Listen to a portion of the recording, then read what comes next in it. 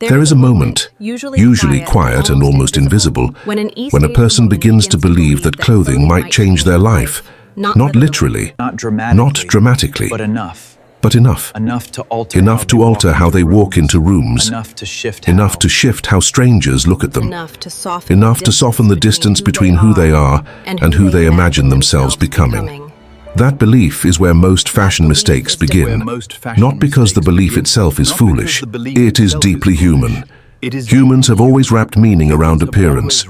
Long before branding, long before luxury houses, long before social media turned clothing into continuous performance, people used fabric, texture, silhouette, ornament, and proportion to communicate status, belonging, aspiration, rebellion, dignity, desire. The instinct is ancient. But modern fashion transformed the instinct into an industry built around emotional acceleration. And acceleration changes perception. The faster people move psychologically, the less clearly they see. This is why so many wardrobes become collections of unresolved decisions. Not clothing, decisions.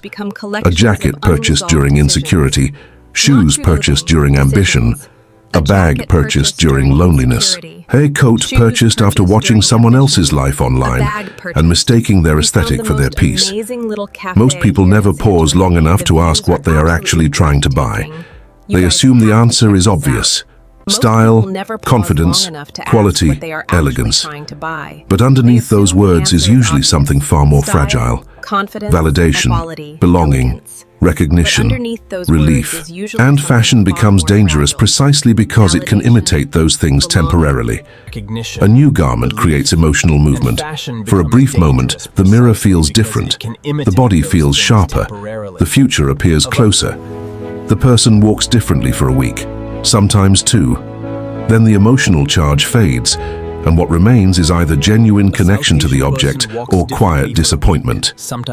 This cycle repeats constantly. The industry depends on repetition, not satisfaction. Satisfaction slows purchasing, restlessness accelerates it. So before spending money on fashion, there are mistakes worth understanding. Not superficial mistakes, not trend mistakes, structural mistakes, the kind that quietly shape entire wardrobes and identities over years. The first mistake is buying before learning how to look. Most people develop desire before perception. They know what they want long before they understand why they want it. This creates vulnerability.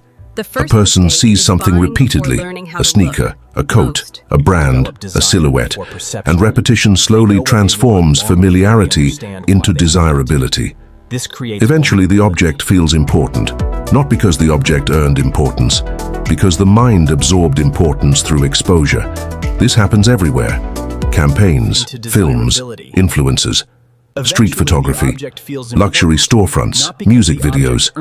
The brain begins constructing emotional associations around objects long before conscious evaluation begins. And once desire arrives, objectivity weakens. The person walks into a store already emotionally committed. The purchase becomes confirmation rather than discovery. This is why people often buy things they never truly needed, never fully loved, and never meaningfully integrate into their lives, because the decision was made emotionally before the object was ever touched physically. Learning how to look changes this. Looking is slower than scrolling, slower than consuming. Looking means examining proportion, fabric behavior, construction, fit, movement, longevity, context, the way something exists in real light rather than curated imagery, the way it ages, the way it interacts with the body over time. Most people never train this kind of attention. They train recognition instead. Recognition is easier. Recognition asks only whether you know the logo. Attention asks whether you understand the object. Those are entirely different skills. The second mistake is confusing expense with value. This mistake shapes enormous portions of modern fashion culture. People assume that if something costs more, it must contain more quality, more craftsmanship. More meaning, sometimes it does, often it does not. Price in fashion frequently reflects branding efficiency rather than material excellence.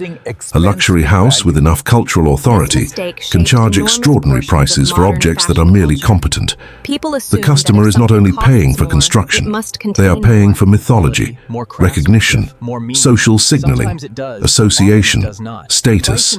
These things have market value, but market value and intrinsic value are not identical. A garment can be expensive without being exceptional, and a garment can be exceptional without widespread recognition. The problem is that modern consumers rarely evaluate objects independently anymore. They evaluate them socially. Would other people recognize this? Would other people approve? Would this signal taste? Would this imply success? The garment becomes secondary. The reaction becomes primary. Once this happens, people stop buying for relationship. They start buying for performance, and performance wardrobes rarely age well. The third mistake is buying for a fantasy version of yourself instead of the person you actually are. This mistake is extraordinarily common. A person imagines a future identity, more sophisticated, more social, more elegant, more admired. Then they begin purchasing clothing for that imagined life, not their real life, their aspirational life. The problem is not aspiration itself. Aspiration can be healthy. The problem is proportion. A wardrobe disconnected from actual daily reality becomes emotionally fragmented. The clothes wait for a life that never fully arrives. A dramatic coat worn nowhere, elegant shoes uncomfortable in every real environment. Tailoring designed for a lifestyle built more from imagery than lived experience. Eventually, these garments migrate quietly toward the back of the closet, not because they are ugly, because they belong to an unrealized character. The most functional wardrobes are not the most ambitious ones, they are the most coherent. Coherence means alignment between the garment and the life surrounding it. A person who moves quietly through the world rarely needs aggressive visual statements. A person who lives practically rarely benefits from fragile clothing designed primarily for attention.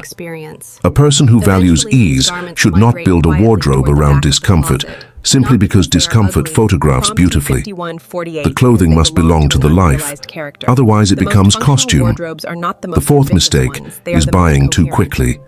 Speed destroys clarity. Fashion culture encourages acceleration, drops, limited releases, seasonal urgency, scarcity, fear of missing out. The customer is trained to associate hesitation with loss. But hesitation is often intelligence. The best purchases usually survive distance, time, reflection.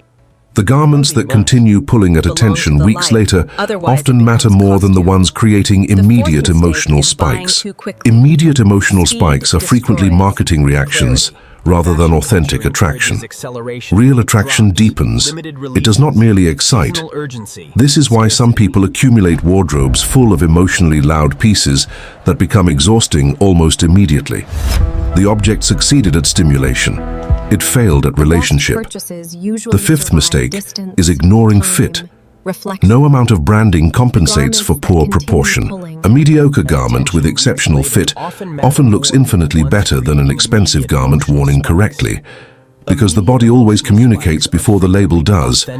People underestimate how much visual harmony depends on proportion, sleeve length, shoulder alignment, trouser break, fabric drape, movement, spacing. None of these things generate the excitement of branding, but they generate elegance. Elegance is usually quiet. It operates through absence of friction. The eye relaxes when proportion feels resolved. This is why certain people appear refined even in extremely simple clothing. The clothing aligns naturally with the body. Nothing fights, nothing strains, nothing performs. The sixth mistake is confusing visibility with style. Modern fashion culture rewards visibility aggressively. The loudest garments receive the fastest attention.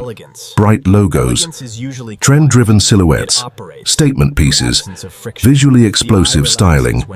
These things dominate digital environments because they communicate instantly. But instant communication often sacrifices longevity. The garments people remember years later are rarely the loudest ones. They are usually the most coherent, the coat that seemed inevitable on a particular person. The shirt that fit perfectly, the understated suit that moved beautifully, the leather jacket that aged into personality. The clothing became memorable because it belonged completely to the wearer, not because it screamed. There is a difference between being noticed and being remembered. Fashion culture confuses those constantly. The seventh mistake is buying clothing without understanding materials. Fabric changes everything: weight, texture, drape, longevity, comfort, movement. A person who learns materials begins seeing fashion differently. They stop buying images. They start buying physical experiences. Good wool behaves differently from cheap wool. Good leather ages differently. Good cotton softens differently. Good construction changes how garments collapse and recover through wear. None of this is visible immediately online, which is why so many consumers spend enormous amounts buying objects optimized for photography rather than lived experience. Real quality often reveals itself slowly, through repetition, through aging, through use. The eighth mistake is building a wardrobe around trends instead of personal continuity. Trends create excitement. Excitement drives sales, but excitement is unstable. A wardrobe built entirely around temporary relevance quickly becomes visually fragmented. Each season replaces the previous emotional logic. Eventually, the closet contains multiple conflicting identities. Nothing speaks to anything else. Everything feels isolated. The people who dress best rarely appear trend-obsessed, not because they reject trends entirely, because they filter them. They understand themselves first. Then they selectively integrate external influence. This creates continuity, a visual language that evolves without collapsing into inconsistency. The ninth mistake is using clothing as emotional compensation. This happens constantly: a difficult period, a breakup, professional insecurity, loneliness, restlessness. A person purchases aggressively hoping external transformation will create internal movement. Again, clothing can temporarily alter mood. That is real. But clothing cannot permanently stabilize identity. The people who rely on fashion emotionally often become trapped in continuous acquisition. The next purchase always appears emotionally necessary, and necessity distorts judgment. The 10th mistake is believing that taste can be purchased immediately. Taste develops slowly, through mistakes, through observation, through disappointment, through refinement, through repetition. People often try to bypass this process through expensive shortcuts, buying from the right brands, following influencers, copying aesthetics, outsourcing decisions. But style borrowed externally always carries fragility, because the foundation was never internal. Eventually, the person realizes they are wearing references rather than themselves. This realization can feel uncomfortable, but it is necessary, because genuine style begins where imitation becomes insufficient. There is a moment in many people's fashion development where exhaustion appears, not physical exhaustion, aesthetic exhaustion.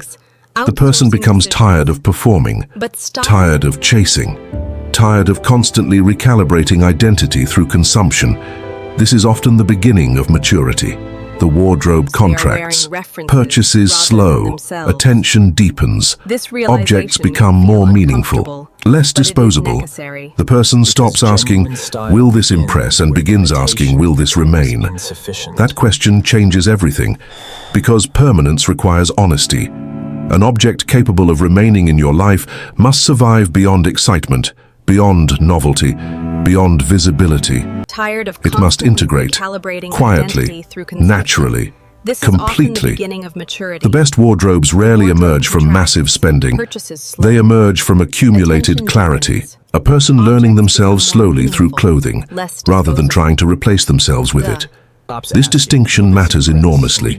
Fashion becomes dangerous when people expect garments to solve existential uncertainty. No coat can do that. No shoe, no luxury bag, no designer logo. The objects were never designed for that level of psychological responsibility. And once they fail to deliver transformation, the customer usually blames themselves. Maybe the wrong brand, maybe the wrong aesthetic, maybe another purchase. The cycle continues. But the issue was never the object.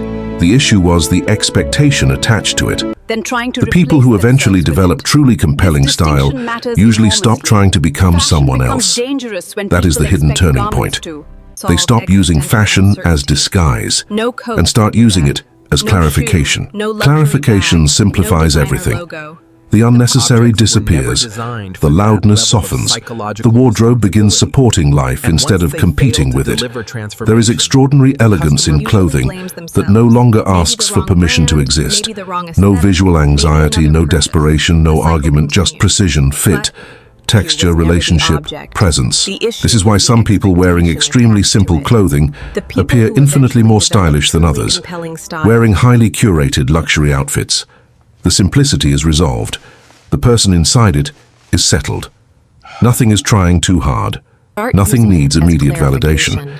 This quality cannot be mass-produced, and industries built around aspiration struggle to monetize people who already feel complete, which is why incompletion remains such a powerful marketing tool. The customer must continue feeling slightly unfinished, slightly behind, slightly lacking. Otherwise, consumption slows. This is worth understanding before spending serious money on fashion. Because once someone sees the psychological architecture clearly, their relationship to clothing changes permanently. They begin noticing how often fashion marketing manufactures insecurity before offering products as relief, how often aspiration is engineered through dissatisfaction, how often consumers confuse symbolic status with actual beauty, and how often the most compellingly dressed people are not the ones consuming the most. They are the ones consuming most carefully. Care changes aesthetics. Attention changes aesthetics. Slowness changes aesthetics. The wardrobe becomes smaller, more precise, more personal, and strangely far more expressive. Because expression deepens when noise disappears. There is something almost peaceful about a person who fully understands what belongs to them. Not only in clothing, in life. Their wardrobe reflects this. Nothing appears accidental, but nothing appears forced either. That balance is rare. Most people oscillate between carelessness and overperformance. Either they ignore clothing entirely, or they use it as constant negotiation. The middle ground, intentional without obsession, is where elegance usually lives, and elegance has remarkably little to do with wealth. Wealth can purchase access, materials, craftsmanship, time, but elegance depends on relationship. A wealthy person disconnected from themselves can look perpetually uncomfortable inside luxury. A person with limited means but strong self-awareness can appear deeply refined. Because refinement is not accumulation, it is filtration, knowing what to remove, what to ignore, what to leave behind. Fashion culture rarely encourages removal. Consumption requires expansion. More products, more drops, more categories, more urgency, but most mature wardrobes emerge through subtraction. A person learns what does not belong, what never worked, what only looked appealing in theory, what served performance instead of reality, and slowly the closet becomes more truthful. Truthful wardrobes feel calm because nothing inside them is pretending. This is perhaps the final mistake worth avoiding before spending serious money on fashion. Pretending to inhabit a life that does not exist, pretending to possess certainty not yet developed, pretending to understand aesthetics still unfamiliar, pretending to enjoy garments chosen primarily for external approval. Pretending is exhausting, and exhausting wardrobes eventually become emotional burdens. The most satisfying wardrobes are usually deeply honest, not necessarily minimal, not necessarily expensive. Honest. The clothing aligns naturally with the person wearing it. Nothing feels borrowed, nothing feels strategic, nothing feels like costume, just continuity. A person moving through life with increasing clarity about what belongs to them and what never did. Before spending money on fashion, this is the thing worth understanding most. Not trends, not brands, not status, relationship. Because clothing becomes meaningful only when it stops trying to become identity and starts supporting the identity already forming underneath it. The room notices the difference, even when it cannot explain why. And eventually so do you.